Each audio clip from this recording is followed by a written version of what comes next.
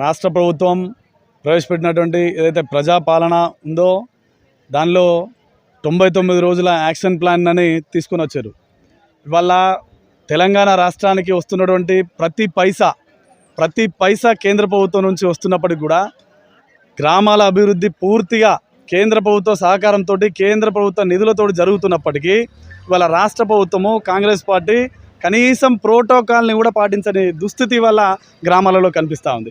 తెలంగాణ వ్యాప్తంగా ఇవాళ జరిగినటువంటి ప్రజాపాలనలో కనీసం ప్రోటోకాల్ పాటించకుండా ప్రధానమంత్రి గారి యొక్క ఫోటోను ఫ్లెక్సీలలో పెట్టకుండా ఇవాళ కార్యక్రమాన్ని నిర్వహించారు. స్థానిక కేంద్ర మంత్రి బండి సంజయ్ గారి ఫోటోను పెట్టలేదు. ప్రోటోకాల్ని పాటించకుండా ఇవాళ రాష్ట్ర ప్రభుత్వము కార్యక్రమాన్ని నిర్వహిస్తూ ఉంది. మరి ప్రతి పైసా కేంద్రం నుంచి వస్తున్నప్పుడు, ప్రతి రూపాయి కేంద్రం నుంచి వస్తున్నప్పుడు కేంద్ర ప్రభుత్వాన్ని కానీ ప్రధాని కానీ ఇవ్వాల్సిన మర్యాదను ఇవ్వని ప్రభుత్వము రాష్ట్ర ప్రభుత్వం. ఇది చాలా సిగ్గుచేటైనటువంటి విషయము. ప్రజలు చాలా క్షుణ్ణంగా గమనిస్తూ ఉన్నారు. ఇవాళ కమాన్పూర్ గ్రామానికి 19 లక్షల రూపాయలు జనవరి నుంచి మార్చ్ 31 వరకు 19 లక్షల రూపాయలు కేంద్ర ప్రభుత్వం నిధులు వచ్చినాయి.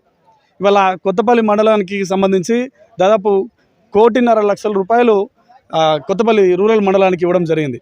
ఒకటి కేంద్ర ప్రభుత్వం చిత్తశుద్ధితోటి గ్రామాల అభివృద్ధిని చేస్తూ ఉంటే కనీసం మర్యాదను ఇవ్వనేటువంటి రాష్ట్ర ప్రభుత్వము ఇది చాలా సిగ్గుచేటైనటువంటి విషయము.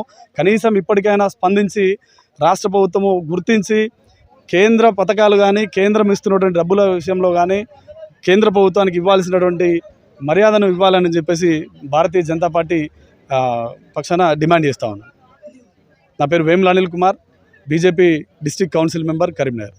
Hi, this is Neha Shetty. Please subscribe to GK News. Hi everybody, subscribe to GK News.